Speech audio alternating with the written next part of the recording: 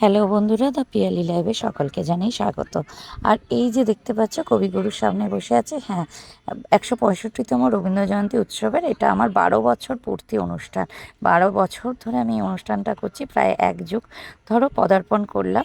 এই এক যুগে পদার্পণ করে অনুষ্ঠানে একটুখানি সাজগোজ তো করতে হবে, আর তার সাথে ছিল বিভিন্ন বন্ধু, অনেক শিল্পী বন্ধুদের নিয়ে আয়োজন। আর আমি যেখানে বাস করি সেই অধিবাসী বৃন্দ সংলগ্ন সব ছোট্ট ছোট্ট খুদে বাচ্চা বড় সকলকে নিয়ে এই আয়োজন। প্রত্যেক বছর এই আয়োজনটায় এই দিনটা আমার কাছে খুব স্পেশাল। আর কবিগুরুর জন্মদিন সেটা আমাদের প্রত্যেকের কাছে অবশ্যই, সে তো খুব গর্বের দিন। আর 165তম কবিগুরুর জন্মদিন, সে তো আরও বড় একটি উপরি পাওয়া, 12 বছর পূর্তি। সব মিলিয়ে খুব সুন্দরভাবে দিনটা উদযাপন করা হলো। আর প্রত্যেক বছর এইভাবেই অনুষ্ঠানগুলো পালন করি, তবে একটু ছোট বড় আকারে থাকে। এই বছর আয়তনটা আর একটু বৃদ্ধি পেয়েছিল, কারণ কিছু মানুষের আশীর্বাদ, ভালোবাসা আর সকলের পাশে থাকার ফল বলতে পারো।